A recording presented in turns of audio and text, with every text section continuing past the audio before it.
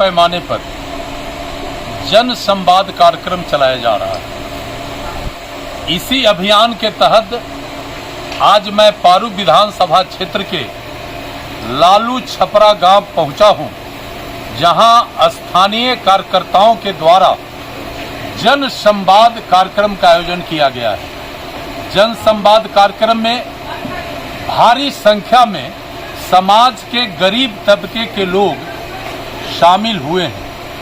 सबों का निगाह नरेंद्र मोदी की ओर है, क्योंकि नरेंद्र मोदी जी ने अपने 9.5 वर्षों के कार्यकाल में इस देश के गरीबों के लिए, इस देश के गांवों के लिए, इस देश के नौजवानों के लिए, इस देश के वृद्ध के लिए और इस देश के महिलाओं के लिए और इस देश के आम आवाम के लिए एक पर एक कल्याणकारी योजना चलाया है। उस कल्याणकारी योजना का लाभ जिनके लिए चलाया जा रहा है उनको मिल रहा है कि नहीं मिल रहा है, हम इस जन संवाद कार्यक्रम में इसका कार्यकर्ताओं के माध्यम से जानकारी लेते हैं और फिर कार्यकर्ताओं को ये अपील करते हैं, उनको निर्देशित करते हैं कि भारत का प्रधानमंत्री आदरणीय नरेंद्र मोदी जो गांव और गरीब का चिंता करते हैं, वो 24 घंटे ये सोचते रहते हैं कि हमारा गांव कैसे मजबूत हो, हमारे गांव में रहने वाले समाज के अंतिम व्यक्ति का दशा दिशा कैसे दुरुस्त हो,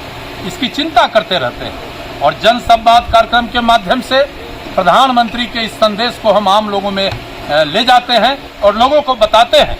लोगों में प्रधानमंत्री के प्रति काफी विश्वास हुआ है।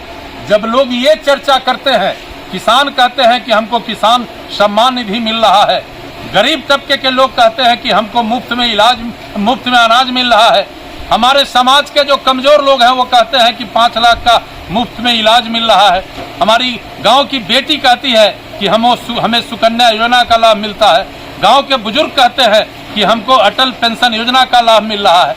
और जो नौजवान उद्यमी हैं आज कहने लगे हैं कि हमको प्रधानमंत्री विश्वकर्मा योजना का लाभ लेना है।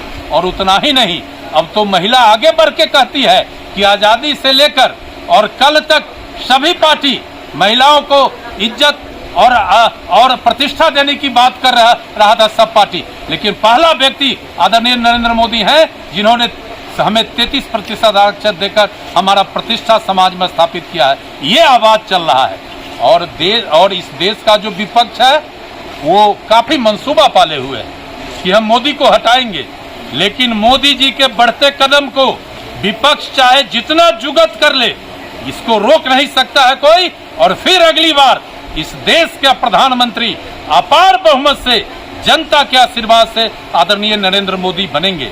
और आज हमने प्रधानमंत्री के द्वारा जो चलाई जा रही योजना है उसके बारे में तो जानकारी दिया ही है। लोगों से एक और अपील किया है कि नवंबर के प्रथम सप्ताह में हमारे देश के यशस्वी गृह मंत्री आदरणीय अमित शाह जी मुजफ्फरपुर आ रहे हैं। हमें उनका जोरदार स्वागत करना है। उन्होंने कश्मीर से 370 धारा हटाया, उन्होंने आंतरिक लोकतंत्र इस देश में बहाल किया, उन्होंने विदेशी ताकतों को कमजोर करके आतंकवादियों को कमर तोड़ने का काम किया।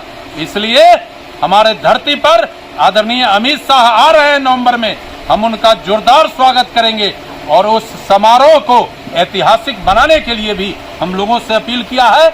लोगों में भारी उत्साह है। वही दूसरी ओर बिहार का जो ये 2 तिक्रमी जोड़ी लालू जी और नीतीश जी का, जो बिहार में जातीय गणना के नाम पर समाज के कमजोर वर्गों का संख्या घटाकर केवल अपने कुर्सी के लिए मात्र 2 जातियों का संख्या बढ़ाकर एक भ्रम और तनाव का जो स्थिति पैदा किया है, हम दोनों तिक्रमी नेताओं से कहना चाहते हैं कि आपका मंसूबा कभी सफल नहीं होगा।